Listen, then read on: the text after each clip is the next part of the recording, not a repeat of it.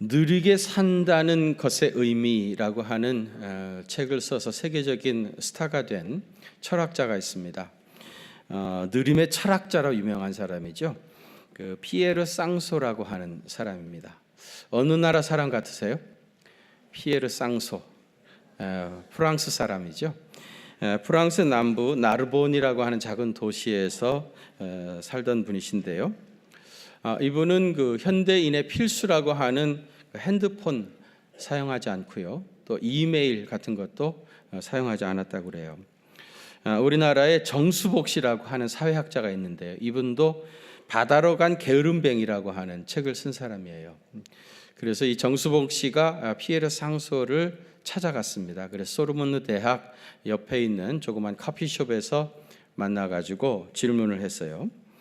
우리나라 한국은 사회 전체가 경쟁과 성공을 강조하다 보니까 아주 어린 아이들까지 공부에 매진하도록 몰아붙이고 있습니다.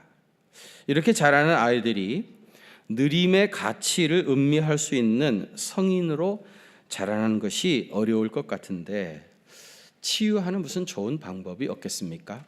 그렇게 질문했다고 그래요. 그랬더니 피에르 쌍소가 이렇게 대답을 했다고 합니다.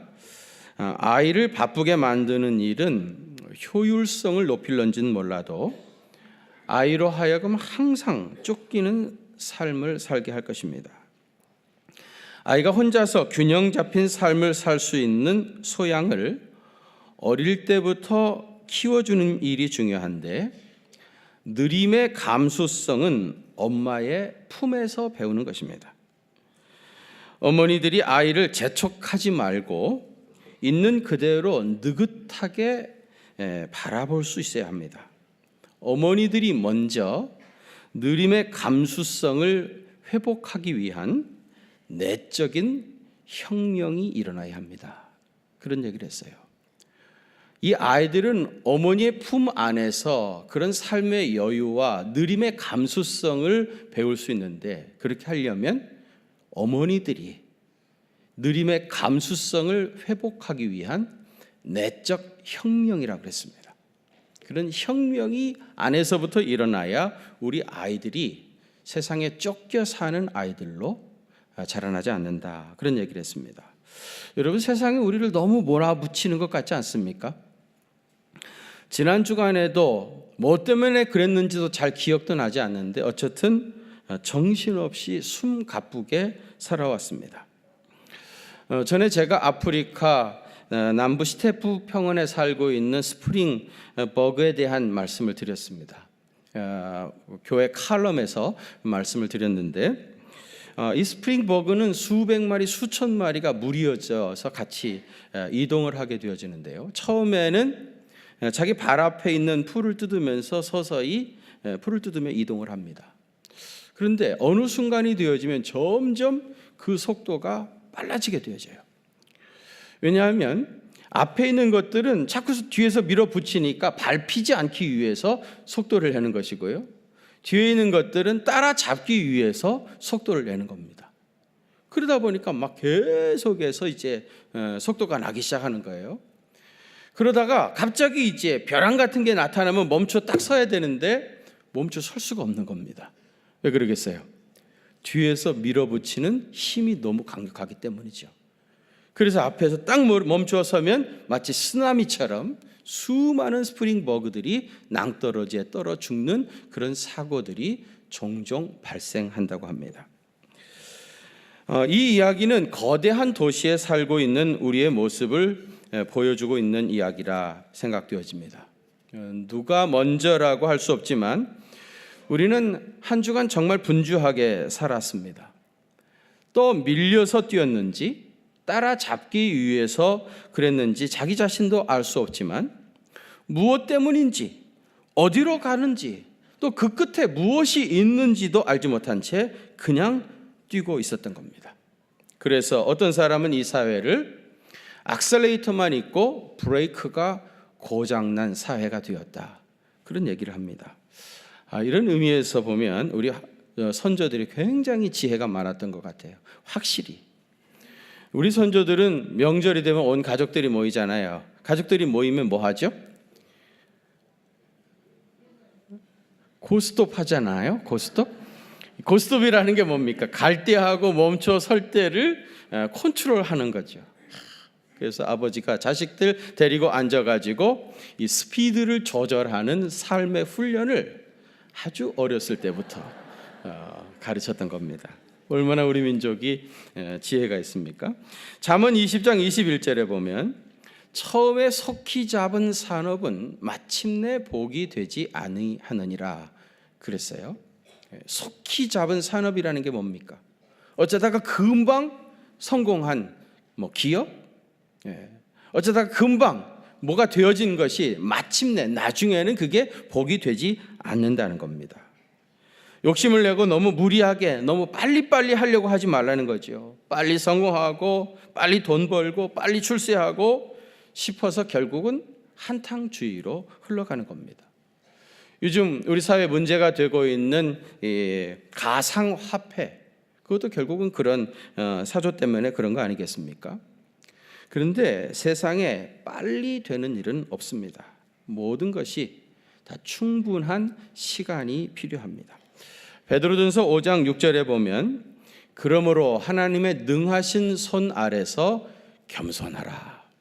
그리고 뭐라 그랬어요? 때가 되면 하나님이 너희를 높이신다. 그러니까 하나님이 작정하시고 하나님이 계획하시는 때가 있다는 말입니다. 하나님의 때를 기다릴 줄 아는 지혜가 필요합니다. 오늘 우리 본문에 노아의 방주에 대한 이야기가 나오는데요. 노아는 자그마치 방주를 만들기 위해서 120년을 노동을 했습니다. 10년이면 강산이 변한다 그러잖아요. 120년이면 천지가 개벽할 기간입니다. 노아는 방주를 만들기 위해서 이렇게 오랜 시간을 투자했습니다. 창세기에 나오는 방주의 설계도를 보면은요, 우선 길이가 300규빗입니다. 한 규빗은 여기 팔꿈치에서부터 손끝까지를 한 규빗이라고 합니다. 그래서 보통 한 45cm 정도를 한 규빗으로 계산을 하는데 300규빗이면은요 135m입니다. 길이가 135m. 그 다음에 폭은 50규빗입니다. 그러면 22.5m 정도. 그리고 높이는 30규빗입니다. 한 13m 정도 되어집니다. 상중하 3층으로 되어 있고요. 순수한 용적만 계산해도 14,000톤급 그런 배가 된다고 합니다. 웬만한 스타디움만한 것입니다. 1858년에 영국에서 그레이트 이스턴 호를 제작을 했는데 이 그레이트 이스턴 호가 만들어지기 이전까지 가장 큰 배, 역사상 가장 큰 배가 노아의 방주였었던 것입니다. 창세기 6장 5절과 6절에 보면은요, 여호와께서 사람의 죄악이 세상에 가득함과 그의 마음으로 생각하는 모든 계획이 항상 악할 뿐임을 보시고 땅 위에 사람 지으셨음을 한탄하사 마음에 근심하셨답니다. 세상에 관영한 죄악으로 말미암아 하나님이 가슴이 찢어질 듯한 고통을 느끼셨던 겁니다. 창세기 5장에 보면은요, 아담이 누굴 낳고 누가 누굴 낳고 그 아담의 족보가 쭉 나오거든요. 그것을 문자 그대로 받아들여서 계산하면 노아는 아담의 10대 손입니다. 그리고 누가 몇 살에 누구를 낳고 이걸 그대로 계산해 보면 노아는 창세 후 1056년에 태어났습니다. 노아의 홍수가 노아 600세 되던 해에 시작되었으니까 노아의 홍수는 창세 후 1600년 이상 걸렸던 겁니다. 하나님은 그렇게 정말 세상이 죄악으로 관영해가지고 가슴이 터질 것 같은 고통을 느끼셨는데 적어도 1600년 이상을 기다리고 참으셨던 겁니다. 노아가 방주를 120년간 걸쳐서 만든 것도 대단한 일이지만은 하나님은 세상의 모든 사람들이 그 죄악에서 돌아오기를 1600년 이상 기다리시고 참으셨다는 것을 우리가 기억해야 합니다. 여러분, 노아의 홍수 때 그때 대기 상태하고 지금 우리의 대기 상태하고는 많이 달라져 있다. 그렇게 이제 창조 과학회 쪽에 과학자들이 그런 설명을 하게 되십니다. 창세기 1장 7절에 보면은 하나님께서 궁창을 만드셨는데 이 궁창을 기준으로 해가지고 궁창 아래의 물과 그리고 궁창 위의 물이 있었다고 그랬습니다. 궁창 아래의 물은 우리가 잘 알죠. 바닷물, 호숫물, 강물 그런 것이겠죠. 궁창 위의 물이 뭐냐? 실제로 하나님께서 저 궁창 위의 무중력층에 궁창 위의 물을 만드셨다는 거예요. 그래서 지구를 완전히 물로 크게 감싼 것이죠. 그래서 이 궁창 위의 물이 했던 기능은 뭐냐면은 저 태양으로부터 오는 그 태양 광선 중에서 나쁜 자외선 같은 것들이 많이 있잖아요. 그거를 이제 걸렀던 겁니다. 그리고 좋은 광선들만 이제 지구에 통과되도록 디자인하신 것이고요. 그다음에 이제 태양 광선을 받게 되어지면 궁창 위의 물이 따뜻하게 데워지겠죠. 그래가지고 지구가 온실같이 되는 겁니다. 지구가 온실같이 되는 거예요. 그래서 남극이나 북극 할 것 없이 전체가 다 따뜻한 온실같이 되어지고요. 그리고 창세기 2장에 보면은 그때는 비가 내리질 않았습니다. 창세기 2장 5절에 보면 당시의 땅에는 비가 내리지 않았고 단지 안개가 땅에서 올라와서 그 다음에 안개가 촉촉하게 땅을 덮었던 겁니다. 하늘에서 비가 억수같이 쏟아져 내린 게 아닙니다. 그러다 보니까 홍수라든지 태풍이라든지 이런 것이 없었던 거예요. 아침마다 스프링클러가 돌아가듯이 안개가 지면에서 올라와가지고 식물들을 촉촉하게 적신 겁니다. 한번 생각해 보세요. 궁창 위의 물로 인해 가지고 지구 전체가 온실과 같고요. 태풍이니 홍수니 이런 자연재해가 하나도 없는 겁니다. 그러니까 얼마나 이 지구가 살기가 좋았겠어요. 그래서 실제로 노아 홍수 이전에 사람들의 평균 수명이 700세가 훨씬 넘죠. 800세, 900세. 무두셀라 같은 경우는 969세까지 살았던 사람이죠. 그런데 노아 홍수 이후로 하늘의 창이 열려지면서 그 궁창 위의 물이 아래로 다 쏟아져 내린 겁니다. 그래가지고 결국 온실과 같은 지구가 대기 변화가 이루어진 거죠. 온실이 없어져 버린 겁니다. 그러다 보니까 이제 북극이니 남극이니 하는 데는 영하 40도씩 내려가게 되어지고 적도에는 영상 40도씩 올라가는 그런 환경이 되어져 버린 거예요. 그 궁창 위에 있던 물들이 다 쏟아져 내려가지고 결국은 그렇게 되어져 홍수가 났고, 그리고 이제 남극과 북극이 영하 40도씩 60도씩 내려가가지고 거기에 얼음 덩어리들이 된 겁니다. 지금 여러분 그 공해로 말미암아서 자꾸 이제 지구의 온도가 높아지고 있다고 그러죠. 그래서 이제 북극과 남극의 얼음 덩이들이 녹아져 내리고 있습니다. 그러면서 이제 해수면이 조금씩 올라가죠. 만일에 남극과 북극의 얼음 덩어리들이 다 녹게 되어지면 노아의 홍수태와 같은 지구가 물에 잠기게 될 거다. 그렇게 얘기하는 사람들이 상당히 많이 있습니다. 그래서 실제로 노아 홍수 이후로 대기 상태가 완전히 달라져 가지고 아브라함 때는요 평균 수명이 한 150세쯤 됐습니다. 아브라함 때. 그리고 모세 때는 모세가 120살 살았는데 굉장히 오래 살은 사람입니다. 이미 그때 평균 수명이 70, 80 정도밖에 되지 않았고요. 그 다음에 이제 남북 이스라엘 왕국 때는 왕들의 수명이 60도 제대로 되지 않았습니다. 인간의 수명이 그렇게 짧아졌던 겁니다. 결국 노아는요 비가 내리는 걸 한 번도 본 적이 없는 사람입니다. 홍수가 일어난 걸 한 번도 본 적이 없는 사람입니다. 그럼에도 불구하고 120년에 걸쳐 가지고 노아의 방주를 만들었다는 것은 대단한 일입니다. 노아가 이렇게 하나님의 말씀을 듣고 하나님 말씀에 순종해서 결국 하나님이 인정하시는 의인이고 당대의 완전한 자라고 하는 칭찬을 받게 된 겁니다. 이 의인이라고 하는 말은 히브리어로 차디크라고 하는데요. 이 차디크는 법을 준수하는 사람입니다. 하나님의 말씀, 하나님의 법을 잘 준수하는 사람을 차디크, 의인이라고 그렇게 말하고요.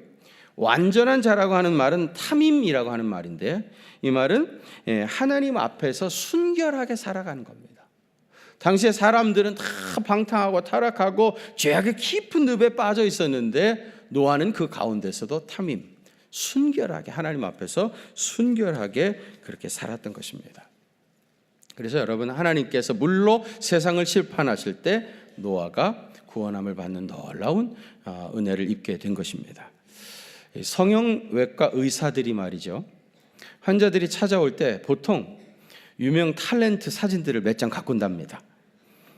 그래가지고 이제 보여주시면서 전지현처럼 해주세요, 그러기도 하고 송혜교처럼 해주세요, 이러기도 한답니다. 10대, 20대 아이들이 보통 그런다고 그러고요. 요즘에는 30대, 40대 아줌마들도 와가지고 대장금의 이영애처럼 해주세요. 하여튼 욕심도 되게 많죠. 그게 가능할 일입니까, 여러분? 대장금 이영애처럼 만들. 남자들도 그런데요, 송중기처럼 만들어 달라고. 우리 교인들이 가면은 틀림없이 전용훈 목사님 사진 가지고 보여주면서 이렇게 만들어 주세요, 아마 그러지 않았을까 싶어요. 사람들은 자기가 닮고 싶은 사람 있죠. 그걸 우리가 모델이라 그렇게 말합니다. 근데 안타까운 것은 우리 사회에는 성형 모델만이 넘쳐나고 있다는 점입니다. 그의 인격을 담고 싶고 그의 영성을 담고 싶은, 진짜 중요한 것은 생긴 것이 아니라 인격과 영성인데, 그 인격과 영성 모델이라는 말 자체도 없는 겁니다. 그래서 외모 지상주의, 그저 생긴 것만 가지고 얘기하는데, 정말 우리가 노아와 같은 인격, 노아와 같은 영성, 이것을 닮아가야 할 줄로 믿습니다. 여러분, 오늘은 우리 본문을 통해서 당대의 의로운 자로 살았던 노아의 삶을 우리가 벤치마킹 하려고 합니다. 여러분, 노아는 어떤 사람이었습니까? 우선 첫째로는 하나님 말씀에 근거한 믿음 생활을 했습니다. 뭐에 근거했다고요? 말씀에 근거한, 하나님의 말씀의 터 위에 신앙 생활을 했던 겁니다. 노아는 보이지 않는 일에 경고하심을 받았다 그랬는데요, 이 보이지 않는 일이라고 하는 게 구체적으로 뭐겠습니까? 아까 말씀드린 대로 노아는 홍수가 일어나는 걸 본 적이 없는 겁니다. 홍수라는 말 자체도 모르는 겁니다. 그때는 안개만 올라와서 지면을 촉촉하게 적셨기 때문이죠. 또 노아는 심판이라고 하는 말의 의미도 모르는 사람입니다. 왜요? 여러분, 우리는 노아의 시대의 물의 심판도 알고 또 소돔과 고모라의 불의 심판도 압니다. 죄악이 악에 하늘에 사무치게 되어지면 하늘에 심판이 있다고 하는 걸 압니다. 그러나 노아는 그런 심판이 임하는 것을 한 번도 본 적도 없고 들어본 적도 없었던 사람입니다. 또 노아가 방주를 만들었는데 노아는 배를 타본 적도 없습니다. 배가 어떻게 생긴 줄도 모르는 사람입니다. 또 그 육중한 배가 어떻게 물에서 떠올 수 있는 건지 부력의 원리도 모르는 사람이었습니다. 한마디로 말해서 노아는 아무것도 모르는 상태에 하나님의 말씀을 듣고 경고하심을 받고 믿음으로 방주를 만들어 갔던 겁니다. 여러분, 노아 그의 믿음의 기초는 자기 경험이나 상식이나 지식이 아니라 하나님의 말씀에 있었습니다.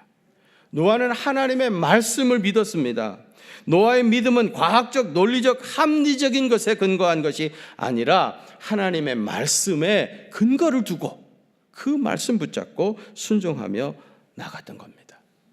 여러분, 우리가 특별히 이 시대에 우리의 신앙의 뿌리를 성경 말씀 위에 두어야 합니다. 앞으로 갈수록 우리의 가치관을 혼란시키게 될 일들이 더욱 많아지게 될 것입니다. 며칠 전이죠. 인공지능 AI 소피아가 한복을 입고 우리나라에 방문했습니다. 국빈 방문을 했습니다. 사우디아라비아에서는 이 소피아에게 시민권을 줬습니다. 소피아는 공식적으로 사우디아라비아의 시민입니다. 그 나라에서 대통령 선거를 하게 되어지면 소피아도 투표권을 갖게 될 것입니다. 얼마 전에 중국에서 원숭이 복제했다고 뉴스에 나왔습니다. 머지않아 복제 인간도 나타나게 될 것입니다. 아무리 우리 기독교 쪽에서 반대를 하고 있습니다마는 결국 언젠가 우리나라에서도 동성 부부 합법화하는 법이 국회를 결국은 통과할 겁니다. 부부가 남자와 여자가 아니고 동성이 부부가 되어지는 그런 시대가 곧 도래할 것입니다. 우리의 기존 가치관이나 신앙을 뿌리채 흔들게 될 일들이 이제 본물 터질 듯 일어나게 될 것입니다. 이럴 때일수록 우리는 영원하신 하나님 말씀 위에 뿌리를 내리고 말씀으로 무장하지 아니하면 신앙 그 자체를 유지할 수 없는 시대가 곧 되어질 것입니다. 말씀을 붙잡으시길 바랍니다. 말씀의 터 위에 여러분의 믿음을 쌓아가시길 바랍니다. 노아처럼. 노아는 아무것도 몰랐지만 하나님의 경고의 말씀을 듣고 말씀에 순종하며 살아가기 시작했습니다. 두 번째, 노아는 하나님을 경외하는 믿음으로 살았습니다. 여기 경외한다는 말은요, 진지함이라고 하는 말로 바꿀 수가 있습니다. 노아는 지적 호기심이나 신앙생활을 취미생활 정도로 생각하지 않았습니다. 그는 하나님에 대한 진지함이 있었습니다. 베드로서 2장 5절에 보면 노아를 가리켜서 오직 의를 전파하는 사람이라 그렇게 말했습니다. 노아는 그 당시 사람들에게 하나님의 의를 전파했습니다. 하나님의 심판이 있다고 하는 것을, 이렇게 계속해서 죄악의 늪에 빠져들어가면 하나님의 심판이 임한다고 하는 것을 전파했던 사람입니다. 전에 내려오는 전설 같은 이야기인데요, 노아가 큰 나무에다가 이 종을 매달아 놓았다고 그래요. 그리고 하루에 3번씩 종을 치면서 큰 소리로 외쳤답니다. 심판이 임박했습니다. 회개하고 구원받으시길 바랍니다. 심판이 임박했다고 하루에 3번씩 큰 소리로 외쳤어요. 노아는 이렇게 하나님의 의를 힘써 외쳤지만은 당시의 사람들은 누구도 그 하나님의 심판의 메시지를 진지하게 들은 사람이 없었습니다. 그래서 노아가 외칠 때마다 정신 나간 사람, 저 사람 왜 종을 치면서 시끄럽게 하는가 그러면서 비난했던 겁니다. 여러분, 소돔과 고모라 성이 멸망당할 때도 롯의 두 사위는 하나님의 심판을 농담으로 여겼다고 했습니다. 하나님을 경외하고 하나님의 말씀을 진지하게 생각해야 합니다. 신앙생활은 취미생활이 아닙니다. 생명을 건 모험이고요, 생명을 담보로 신앙생활을 하는 겁니다. 저는 이런 상상을 해봤어요.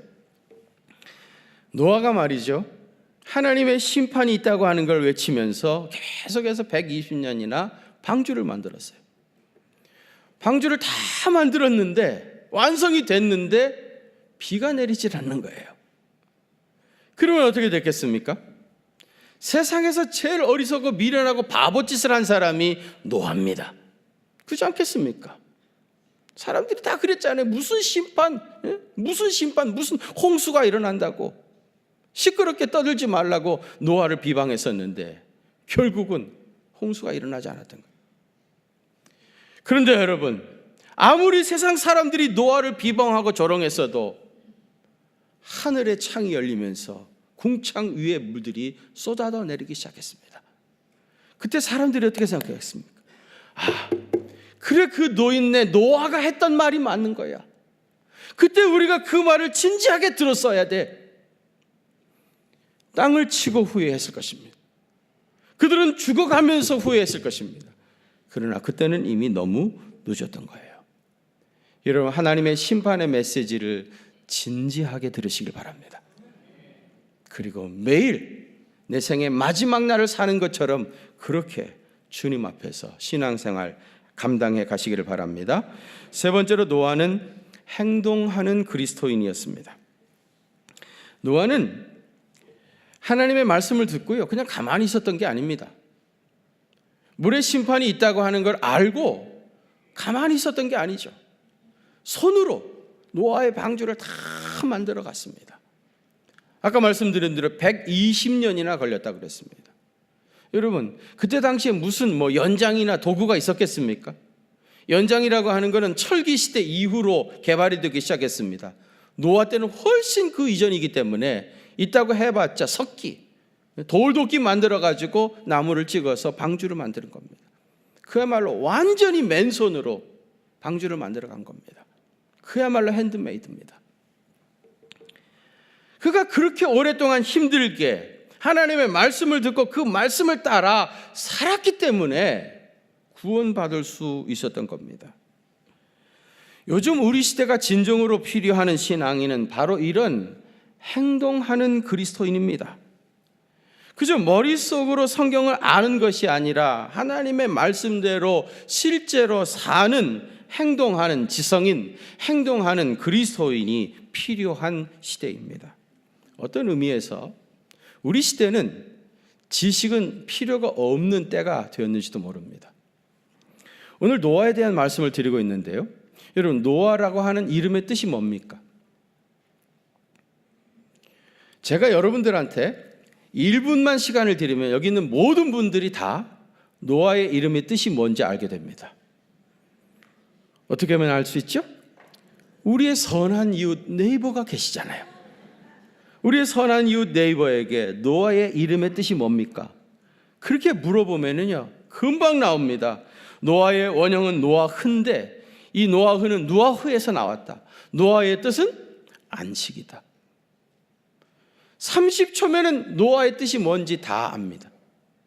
저는 신학교 다니면서 그 뜻을 암기하기 위해서 그때 머리가 다 빠진 겁니다. 외우지 않아도 됐었는데 그거 외워가지고 시험 본다고 히브리어 단어 붙잡고 쪽지 만들어가지고 길에서 외우고 다니다가 머리 다 빠진 겁니다. 그러다가 세대가 좋아져가지고 이제 그런 거 외울 필요가 없는 시대가 되니까 다시 머리카락이 나기 시작하는 겁니다. 할렐루야. 옛날에는 돌아다니는 백과사전이라고 해가지고 많은 지식을 암기하고 있는 사람이 지식인이었습니다. 요즘 우리 시대의 지식인 누굽니까? 스마트폰 들고 다니는 사람이 지식인입니다. 무슨 말입니까? 이 시대 아는 것은 아무 의미가 없는 시대가 됐다는 말입니다. 노아라고 하는 이름의 뜻이 안식이라는 걸 몰라도 실제로 하나님을 제대로 만나고 믿음 생활을 제대로 해서 하나님의 안식을 누리며 살아가는 것, 그게 진짜 중요하다는 겁니다. 노아는 단순히 하나님의 심판이 있다는 것을 알았기 때문에 구원받은 것이 아니라 하나님 말씀 듣고 실제로 몸을 움직여서 120년 동안이나 방주를 만들어 갔기 때문에 구원을 받았던 겁니다. 행동하는 지성인, 행동하는 그리스도인이 되시기를 바랍니다. 세계적인 유명한 물리학자죠. 아인슈타인 박사가 상대성 원리를 발견을 했습니다. 그 논문이 보고가 되니까 각 대학에서 강의가 쇄도하기 시작했어요. 아인슈타인 박사가 이제 각 대학을 돌아다니면서 이제 강연을 하게 되어지는데 이 아인슈타인 박사를 따라다니는 조수 한 사람이 있었다고 그럽니다. 늘 운전도 하고 또 이제 모시고 왔다 갔다 하는 그런 조수가 있는데 가서 아인슈타인 박사의 강의를 한 100번 이상 들으니까 이 사람이 거의 줄줄 외울 정도가 된 거예요. 이 조수가 아침에 아인슈타인 박사 보고 박사님, 내가 박사님의 강의를 하도 많이 들어가지고 이제 나도 완전 줄줄 다 암송할 정도가 됐는데 오늘은 내가 한번 강의해 볼까요? 농담 반 진담 반으로 그렇게 했답니다. 내가 얼마든지 강의할 수 있을 것 같습니다. 근데 아인슈타인 박사가 그 얘기를 듣고요. 아인슈타인이 굉장히 유머 감각이 풍성했다고 그래요. 그래? 좋은 아이디어다. 오늘은 너하고 나하고 역할을 완전히 바꿔보자. 그래가지고 조수가 쓰는 모자를 자기가 깊게 눌러 쓰고 운전대에 앉아가지고 운전을 하고 조수는 뒤에 앉았습니다. 대학에 가가지고 자기는 조수인 것처럼 뒤에 학생들 사이에 앉아 있었고 조수가 강단에 나가서 강의를 한 겁니다. 들어보니까 너무너무 잘하는 거예요. 자기보다도 훨씬 더 잘하는 것 같아. 그래서 사람들이 거기에 다 빠져들어가지고 강연을 다 듣고 마쳤습니다. 그리고 박수를 치고 그리고 끝났어야 되는데 어떤 학생이 교수님 질문이 있습니다. 그러면서 조목조목 따지고 들면서 질문을 하는데 굉장히 어려운 질문을 하는 거예요. 아인슈타인 박사가 뒤에 앉아가지고 아이고 이거 다 들통나게 됐구나. 이 난감한 상황 어떻게 하면 좋겠나. 그러고 있는데 이 교수가 말이죠. 너털 웃음을 웃으면서 그 학생한테 아이고 그렇게 쉬운 문제는 내가 설명할 것이 아니라 저 뒤에 내가 데려온 조수도 얼마든지 설명할 수 있는 거라고. 조수 나와가지고 설명하라고 그러고 자기는 그리고 웃으면서 내려왔다 그래요. 그런 여유, 그런 당당함, 그게 어디서 왔겠습니까? 아인슈타인 박사가 뒤에서 기다리고 있었기 때문이죠. 아인슈타인 박사가 뒤에 있었기 때문이에요. 그래서 그를 신뢰하고 믿기 때문에, 대학자가 거기 있기 때문에 그는 그렇게 자연스럽고 당당하고 유머가 있을 수 있었던 겁니다. 그에게는 아인슈타인이 있었다고 하면 우리에게는 누가 계십니까? 하나님이 계십니다. 예수님이 계십니다.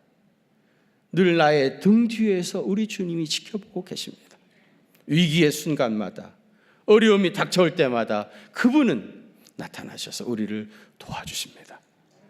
그 주님을 믿으십시오.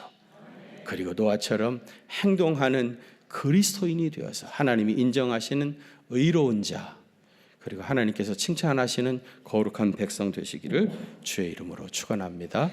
거룩하신 아버지 하나님, 주님의 크신 은혜와 그 놀라운 사랑에 감사를 드립니다. 우리의 신앙을 하나님 말씀 위에 깊이 뿌리를 내리게 하시고 말씀에 아름답게 순종하여 살아서 그 옛날 노아가 누렸던 그 풍성한 축복을 마음껏 받아 누리는 믿음의 사람 되게 하여 주옵소서.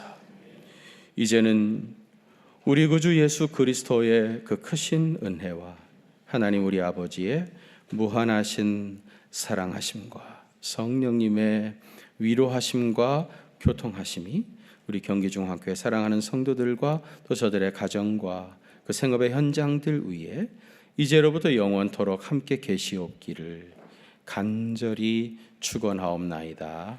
아멘.